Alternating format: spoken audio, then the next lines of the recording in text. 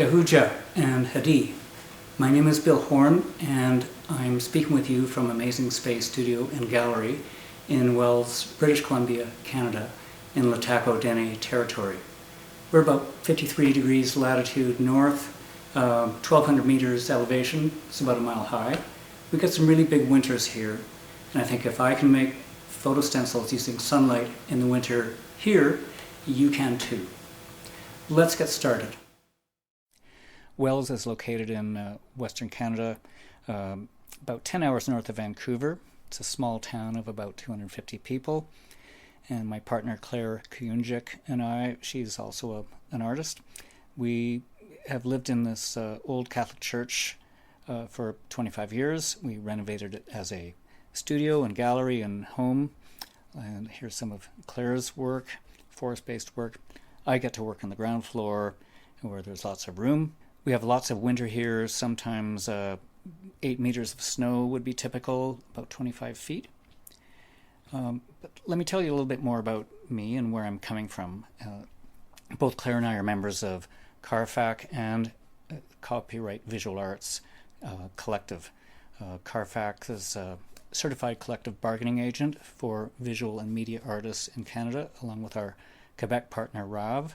We together publish this fee schedule, and it's the first organization to achieve a scale agreement in the cultural sector.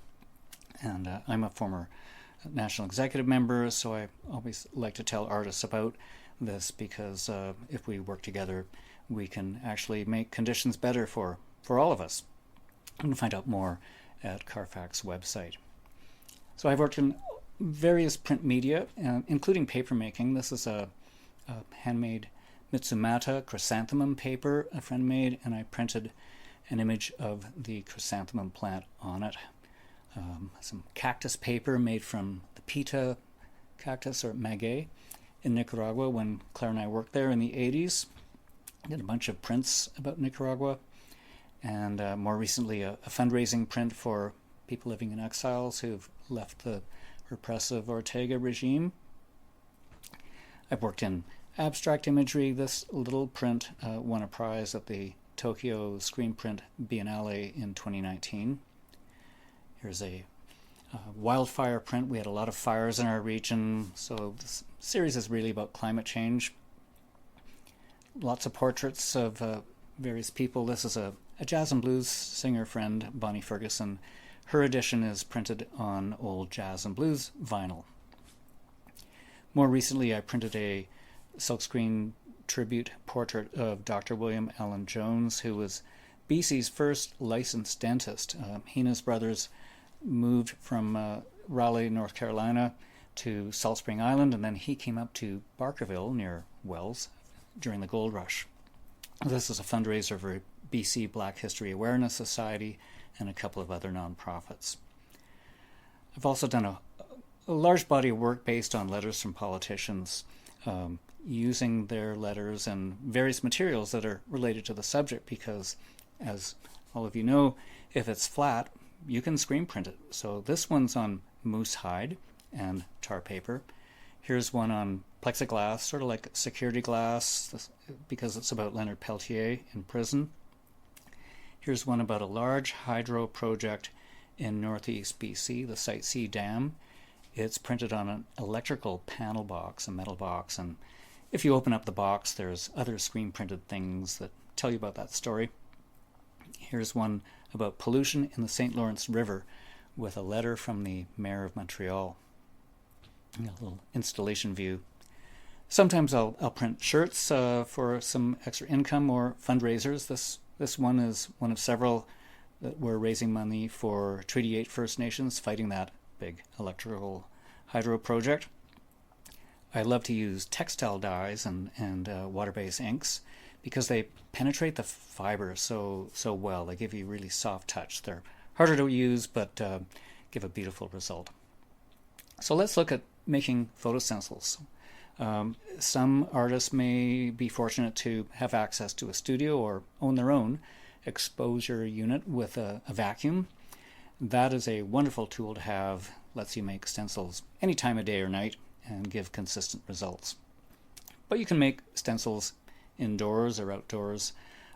If you use an artificial light indoors, you want to make sure your screen is far enough away from that light source, because you can risk having overexposure in the center of the screen and underexposure in the outer perimeters of the screen if that light is too close, because the rays hitting the screen in the center are traveling a shorter distance than the ones going to the outer areas.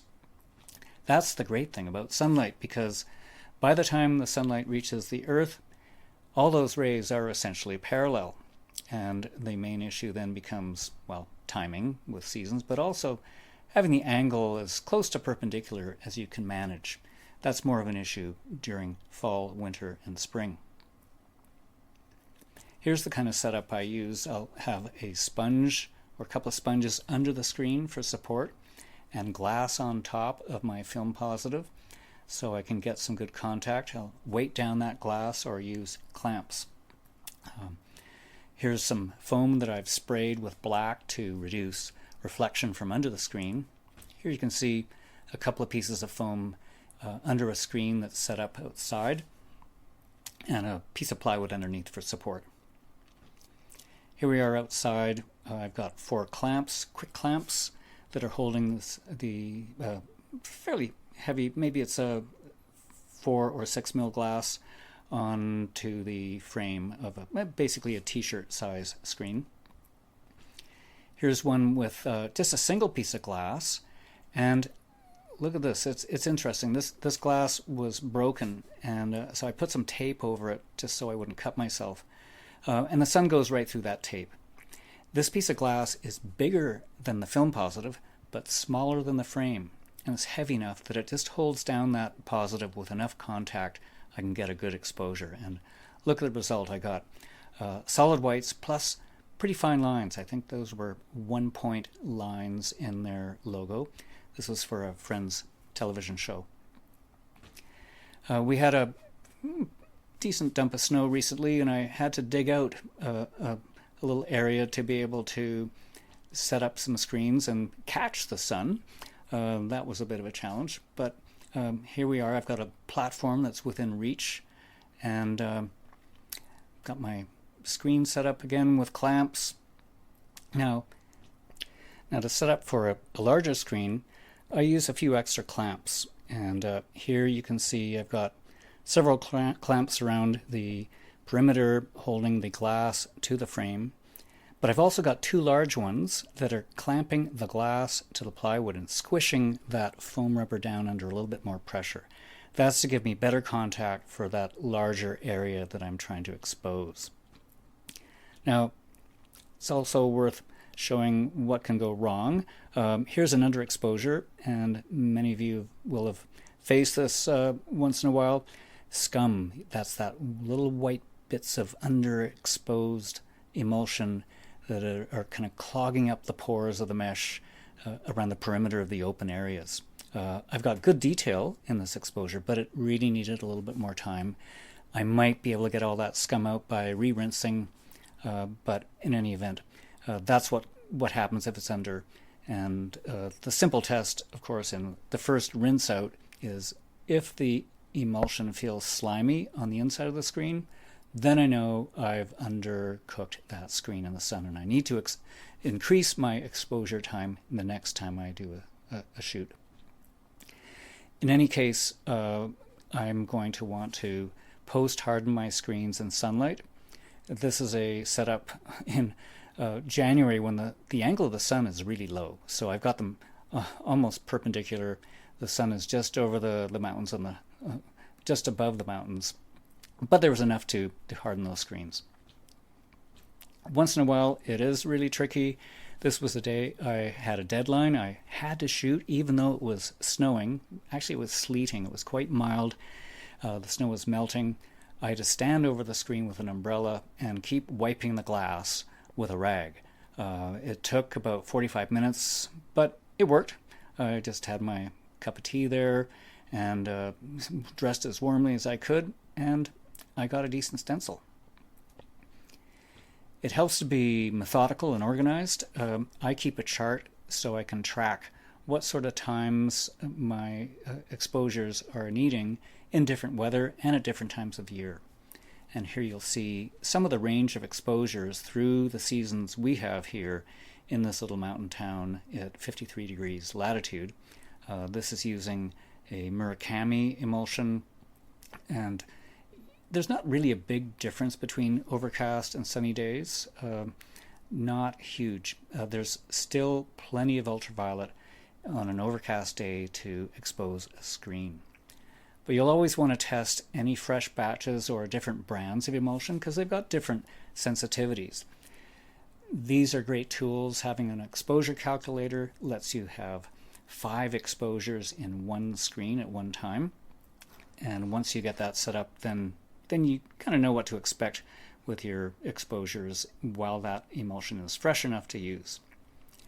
This is a really neat tool. Nick Semenoff, who's a great artist and innovator from Saskatchewan, sent me this shop-built light integrator. It actually counts photons. So once that's calibrated, on a day when the lighting conditions are changing and a little tricky to predict how long I need to expose the screen for, I can use this tool to calculate how long I need to keep the screen out there. He's published the schematics for these things. You can make it with parts from Electronic Supply. And Nick's done a lot of fine work innovating safe, low-tech ways to do etching, screen printing, toner washes. I credit him with having invented waterless lithography. He came up with this design for a palm press, which is totally portable. You can do relief or monoprint, even collagraphs when you're camping. It fits in a Ziploc. It's super handy. So do check out Nick's site. Visit mine if you like and see some of the other things I work with. But above all, good luck with your exposures and have fun screen printing. All those things you can do with a screen, squeegee and ink, and stencils of any kind. Thank you for listening.